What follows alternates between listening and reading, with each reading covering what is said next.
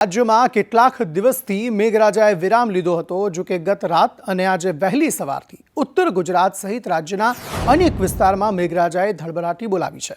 બનાસકાંઠાના દાંતા અને લાખણીમાં 4 કલાકમાં 4 ઇંચ વરસાદ ખાબકતા જળબંબાકારની સ્થિતિ સર્જાઈ, જ્યારે પાટણ શહેરમાં પડેલા ભારે વરસાદ બાદ જનજીવન ખોરવાયું છે। અનેક નીચાણવાળા વિસ્તારોમાં પાણી ભરાયા છે, તો 2 દિવસના વિરામ બાદ સાબરકાંઠા જિલ્લામાં ફરી વરસાદી માહોલ જામ્યો છે। જિલ્લામાં છેલ્લા 8માંથી 6 તાલુકામાં વરસાદી માહોલ જોવા મળ્યો। હિંમતનગર, વડાલી, પોશીના, ઈડર અને ખેડબ્રહ્મામાં વરસાદ વરસી રહ્યો છે। વિજયનગર અને ગ્રામ્ય પંથકમાં પણ ધોધમાર વરસાદ વરસ્યો હતો। રાજકોટના ઉપલેટામાં 1 કલાકમાં 1.5 ઇંચ વરસાદ વરસ્યો। ધોધમાર વરસાદથી રસ્તા પર પાણી ભરાયા। રસ્તા પર પાણી ભરાતા વાહન ચાલકોને હાલાકી પડી। અશ્વિન ચોક, ઝકરિયા ચોકમાં પણ પાણી ભરાયા। કટલેરી બજાર, બસ સ્ટેન્ડ વિસ્તારમાં પણ પાણી ભરાયા હતા। જામ કલ્યાણપુર તાલુકામાં મેઘરાજાનું આગમન થયું। કલ્યાણપુર, ભાટિયા, ટંકારિયામાં વરસાદ વરસ્યો। વાવણી બાદ વરસાદથી ખેડૂતોમાં આનંદ જોવા મળ્યો। કલ્યાણપુર તાલુકામાં 1.25 ઇંચ વરસાદ વરસ્યો હતો।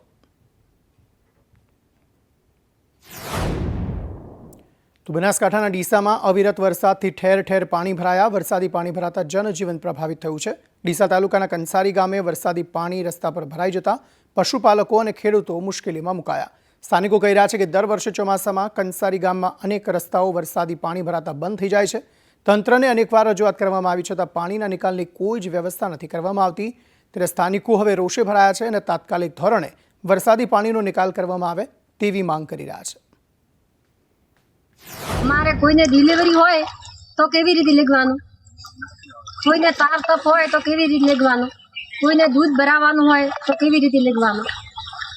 10 વર્ષથી હોય એડો રસ્તો હોય, કોઈ બાળ બચ્ચોને નિશાળે ભણવા કે મોકલવાના। પ્રજાપતિ નગરમાંથી શમશાન સુધી રસ્તો આ રીતે ચાલે છે ને અહીંયા બધો રસ્તો કૂવાનો ચાલે છે। દૂધ ભરાઈ નથી શકતા, છોકરા ભણવા નહીં, કોઈ દવાખાનું એમરજન્સી હોય કે દવાખાને લઈ જવું હોય તો કેવી રીતે અમારે લઈ જવું। આ તરફ બનાસકાંઠાના લાખણીમાં વરસાદ બાદ હાલાકી જોવા મળી। લાખણીથી ગેળા જતા રોડ પર વરસાદી પાણી ભરાયા। વરસાદી પાણી રસ્તા પર ભરાતા લોકોને મુશ્કેલી પડી। પાણી નિકાલની કોઈ વ્યવસ્થા ન હોવાથી ભારે રોષ જોવા મળ્યો। તો બનાસકાંઠાના ડીસામાં પણ ભારે વરસાદ વરસ્યો। શેરપુરા, યારવપુરામાં પણ પાણી ભરાયા। વરસાદથી ખેતરો, ખેત તલાવડી છલકાઈ હતી। રસ્તા પર પાણી ભરાતા વાહન વ્યવહાર ઠપ થયો હતો। ખેત તલાવડી છલકાતા ખેડૂતોમાં ખુશી જોવા મળી। ગુજરાત સરકારનો આભાર માનીશ કે એમના દ્વારા જે પણ યોજનાઓ બનાવવામાં આવી તે આજે સાર્થક નીકળી। જેમ કે આપણે જ્યાં ઊભા છીએ ત્યાંથી આજથી 1 વર્ષ પહેલાં પગપાળા ચાલવું એ શક્ય નહોતું, એની જગ્યાએ આજે આપણે સાધન લઈને ચાલી શકીએ છીએ, કારણ કે રોડ બની ગયો। તો ડીસાના ધારાસભ્યનો પણ આભાર। તો બનાસકાંઠાના દાંતામાં પુલના અભાવે હાલાકી પડી રહી છે। બીમાર વ્યક્તિને જોડીમાં ઉચકીને નદીને પાર લઈ જવો પડ્યો। મંડારાવાસના લોકોને દવાખાને જવામાં હાલાકી પડી રહી છે। ગામમાં પુલ ન હોવાથી મુશ્કેલીનો સામનો કરવો પડી રહ્યો છે। ગામવાસીઓની વારંવારની માંગ છતાં પુલ બન્યો નથી। અગાઉ પણ ગામમાં પ્રસૂતાના મોતની ઘટના બની હતી। સમયસર સારવારના અભાવે પ્રસૂતાનું મોત થયું હતું। પેલા કાકા બીમાર હતા, એમને લઈ જવા હોય તો અમારે કઈ રીતે લઈ જવા? પુલ નથી એટલે અમારે ઉપર લાવવા પડે। અમુક વખતે ડિલિવરી કેસ હોય બૈરાના તો એ ઉપર લઈ જવા પડે। અમુક બૈરા તો મૃત્યુ પણ પામે છે। એના લીધે અમને સરકારને વિનંતી છે કે અમને પુલ કરી આપે, કોઈ તો જીવ કરી આપે એમ।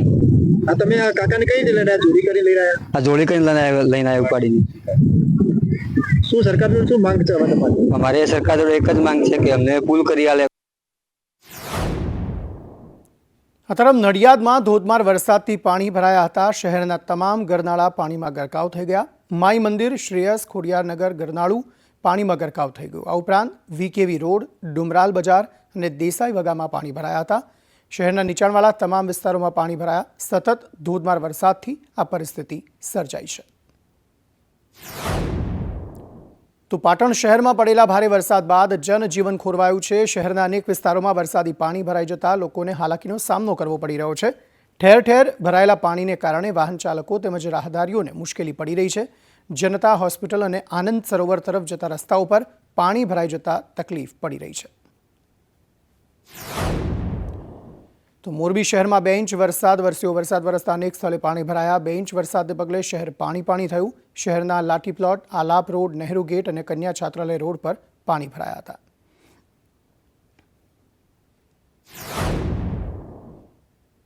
તો બનાસકાંઠાના જેસોરનું કુદરતી સૌંદર્ય ખીલી ઉઠ્યું. પર્વત પરથી પડતા ઝરણાના નયનરમ્ય દ્રશ્યો સર્જાયા. કેદારનાથ ડેમ ભરાતા ખેડૂતોને ફાયદો થશે. કેદારનાથ ડેમ ભરાતા મગર દેખાવાના પણ શરૂ થયા છે. તો આ પરિસ્થિતિ અહીંયા જેસોરનું કુદરતી સૌંદર્ય જે છે તે સોળે કળાએ ખીલી ઉઠ્યું છે. વરસાદી માહોલના કારણે જે ધોધ હોય છે, ઝરણા હોય છે, તે જીવંત થયેલા જોવા મળી રહ્યા છે, જેને નિહાળવા મોટી સંખ્યામાં જે લોકો છે તે પહોંચી રહ્યા છે. હિલ સ્ટેશન માઉન્ટ આબુમાં ધોધમાર વરસાદ વરસવાનું શરૂ થઈ ગયું છે. માઉન્ટ આબુમાં 2 ઇંચ વરસાદથી ઠેર ઠેર પાણી ભરાઈ ગયા. ભારે વરસાદ અને આહલાદક વાતાવરણ વચ્ચે નકી તળાવ પાસે પ્રવાસીઓ ઉમટી પડ્યા. મોટી સંખ્યામાં પ્રવાસીઓની ભીડ આ આહલાદક વાતાવરણનો લાભ લેવા માટે પહોંચી ગઈ છે.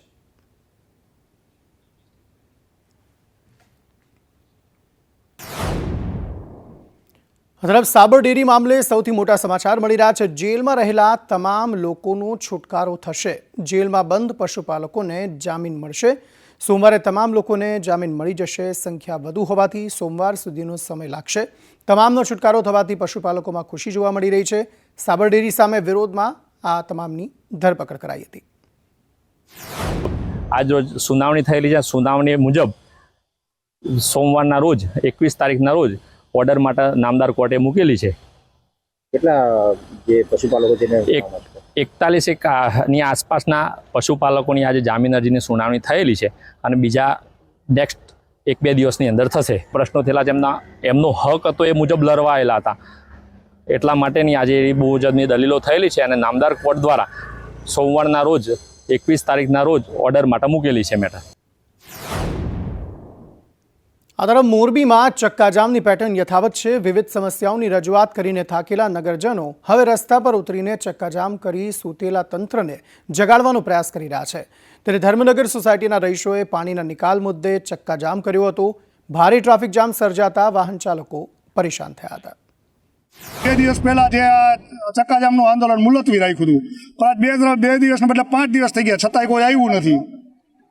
અને હાલ જવાબ આપી તો બીજાને જવાબ ફોન કરવાનું કે બીજાને આવી રીતે એકબીજા ઉપર ફગાવે છે. કેટલા વસ્તી આ વસ્તુમાં અમારે છે ઓછામાં ઓછા 600 થી 700 વ્યક્તિ. લાઈટ છે નહીં, કોઈ અમારી અરજી સાંભળતા નથી. ફરિયાદ કરી તમે? ફરિયાદ કરી છે, કોઈ કાન જ નથી દેતા. શું કહે છે ફરિયાદ કરી? હા આવી છે કોઈ આવતા છે નહીં. અમે હાલ્યા લઈને પડી ગયા. આ તરફ અમરેલીમાં પાક નુકસાન મુદ્દે કોંગ્રેસ આક્રમક જોવા મળી. અમરેલી જિલ્લા કોંગ્રેસ પ્રમુખ પ્રતાપ દુધાતે પ્રહારો કર્યા. સરકારે માત્ર કપાસના નુકસાન માટે સહાય જાહેર કરી, કોઈપણ ગામમાં સરકારી સર્વે નથી કર્યો. પેકેજ બાબતે સ્પષ્ટતા નહીં થાય તો આંદોલન કરીશું તેવું તેમણે કહ્યું. તમે જે પેકેજ આપ્યું છે, ઓનલી કપાસને નુકસાન થયું તો કયા આધારે તમે ગણિત માંડ્યું કે કપાસને જ નુકસાન થયું, સિંગના વાવેતર હતા, સોયાબીનના વાવેતરો હતા, અન્ય પાકોના વાવેતર હતા, એને તમે બાકાત રાખ્યા છે તો એનો તાત્કાલિક સમાવેશ કરો. એક પણ ગામની અંદર ગ્રામ સેવક કે કોઈ પણ તમારા જિલ્લા ખેતીવાડી અધિકારી મારફત 2024માં કોઈનું સર્વે થયું હોય તો એનું શ્વેતપત્ર આપના પ્રેસ કોન્ફરન્સ આપના મીડિયા મારફત બહાર પાડવામાં આવે, ગામડાની યાદી બહાર પાડવામાં આવે. જ્યાં સુધી મને જાણકારી છે ત્યાં સુધી એક પણ પ્રકારનું સરકારના અધિકારીઓ મારફત સર્વે થયું નથી. આ તરફ બ્રહ્મ સમાજના રોષ બાદ રાજુગીરીએ માફી માંગી છે. બ્રાહ્મણ માટે શબ્દો બોલાઈ ગયા હતા. હું દિલથી માફી માંગુ છું. વ્યાસપીઠ બ્રાહ્મણોના આધારે હોવાનું તેમણે કહ્યું. બ્રહ્મ સમાજના રોષ બાદ રાજુગીરીએ માફી માંગી છે.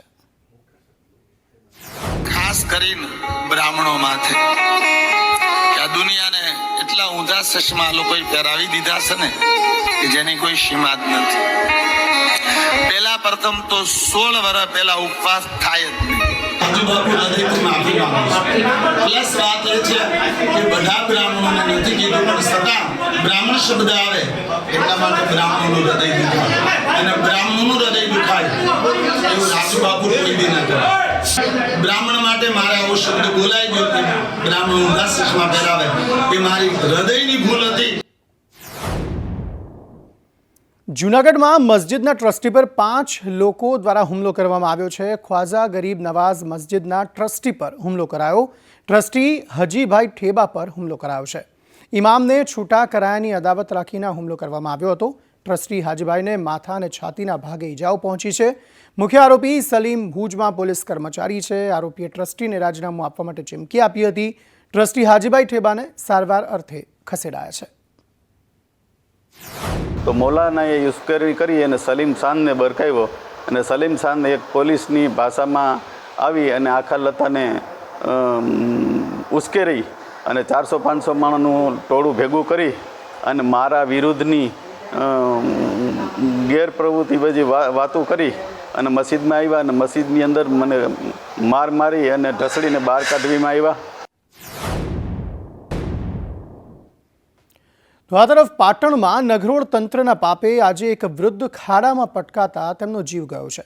વૃદ્ધ નરેન્દ્ર પંચાલનો ભોગ લેવાયા બાદ મોડે તંત્ર જાગ્યું હતું અને સોનીવાડામાં ખાડા પૂર્યા હતા. મહત્વનું છે કે શહેરમાં પડેલા ખાડાને લઈ અનેકવાર રજૂઆતો કરવામાં આવી હતી, પરંતુ પાલિકાની ઘોર બેદરકારીના કારણે શહેરના રસ્તા પર પડેલા ખાડા ન પૂરાતા સાયકલ લઈને નીકળેલા વૃદ્ધ ખાડામાં પટકાતા તંત્રની લાલિયાવાડીને ભેટ ચડ્યા હતા.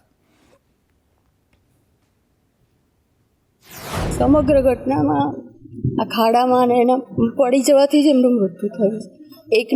એમનો એક જ છોકરો છે જે ભણે છે. એમનું દૂધ વેચીને એમનું ગુજરાન ચાલતું હતું. એટલે હવે એમનો પરિવાર નિસહાય થઈ ગયો છે. એટલે હવે એમનું ગુજરાન ચલાવવાનું મુશ્કેલ થઈ જશે. એટલે સરકારશ્રીને મારી વિનંતી છે કે એમને સહાય કરે. દૂધ વેચીને ગુજરાન ચલાવે છે, જે તે વહેલી સવારે સોનીવાડામાં દૂધ ભરીને એક કેન લઈને જઈ રહ્યા હતા. તો એમાં એવું થયું કે એમને અચાનક ખાડો આવી જવાથી એમને સાયકલ ઉપરથી પડી જવાથી એમને માથાના ભાગે એવી ગંભીર ઈજા થઈ કે એમને ત્યાં જ બેહોશ થઈ ગયા. અમે હોસ્પિટલ લઈ ગયા સિવિલમાં, ત્યાં એમને મૃત જાહેર કર્યા. અત્યારે જે નગરપાલિકાની જે ગેરવહીવટના કારણે જે ખાડા પડ્યા છે સમગ્ર પાટણ પંથકની અંદર, અને ચોમાસા દરમિયાન ભરેલા ખાડામાંથી કોઈ પણ નાગરિક જતા આવતા અચકાય છે, બીવાય છે અને એના જાનનું જોખમ છે. આપણા માધ્યમથી નગરપાલિકાના નગરો તંત્રને વિનંતી છે, આ ભ્રષ્ટાચારી લોકોને વિનંતી છે કે તમે દર વર્ષે કરોડો રૂપિયાના પેચવર્ક કરાવો છો, દર વર્ષે કરોડો રૂપિયાના ખાડા પુરાવો છો, તો ખાડાનું પુરાણ ક્યાં જાય છે ખબર પડતી નથી. સોનીવાડામાં બનેલી દુઃખદ ઘટના છે તે મારા ધ્યાને આવેલ છે અને એન્જિનિયર સાથે આ બાબતની અમે ચર્ચા કરેલ છે કે આની તાત્કાલિક જે ખાડા પૂરવાની કામગીરી છે તે સરકારશ્રીની પણ ખૂબ તાકીદ છે કે ભાઈ ખાડાઓ ક્યાંય નહીં રહેવા જોઈએ. સિવિલ હોસ્પિટલમાં લઈ ગયા હતા તો ત્યાં સારવાર દરમિયાન તેમનું મોત થયું હતું. અત્યારે આપણે આ કલ્યાણેશ્વરની પોળ જે છે ત્યાં પોળમાં છીએ. અહીંયા તેમનું પરિવાર અત્યારે ખૂબ જ આક્રંદ કરી રહ્યું છે. સ્વાભાવિક રીતે ઘરના મોભી હોવાના કારણે તેમનો એકમાત્ર દીકરો છે કે જે અત્યારે અભ્યાસ કરી રહ્યો છે. ઘરમાં કોઈ પણ વ્યક્તિ કમાવાનું ન હતું. વારંવાર પાટણ નગરપાલિકાના અંદર તંત્રના વાકે અનેકવાર ખાડાઓના અંદર અનેક નાના બાળકોથી લઈને વૃદ્ધો સહિતના તમામ લોકો પટકાતા હોય છે. ગંભીર ઈજાઓનો પણ તેમને સામનો કરવો પડતો હોય છે, પરંતુ તંત્ર જે રેડિયાળ તંત્ર છે તેમણે કોઈપણ જાતના ખાડાઓનું પુરાણ કર્યું નથી અને જેના કારણે માસૂમ લોકો અનેકવાર ભોગ બનતા હોય છે. આજે પણ જે નરેન્દ્રભાઈ છે તે ખાડાના અંદર તેમની સાયકલનું ટાયર આવી જવાથી તેમના નીચે પટકાતા તેમને અત્યારે અવસાન થયું છે. પ્રસન્ન પટેલ, સંદેશ ન્યૂઝ, પાટણ. સુરતમાં સતત બીજા દિવસે ડેમોલિશનની કાર્યવાહી હાથ ધરવામાં આવી. ખાડી કિનારે દબાણો પર તંત્રનું બુલડોઝર ફર્યું હતું. વરાછા જવાહરનગર સોસાયટી ખાતે ડેમોલિશનની કામગીરી કરાઈ. ગેરકાયદેસર બાંધકામ પર પાલિકાનું બુલડોઝર ફર્યું. ચુસ્ત પોલીસ બંદોબસ્ત વચ્ચે આ કાર્યવાહી કરવામાં આવી. આ તરફ જામનગરમાં એક પિઝા પાર્લર સીલ કરવામાં આવ્યું, કારણ કે તેના પિઝામાંથી જીવાત નીકળી હતી, જેના કારણે આ કાર્યવાહી થઈ.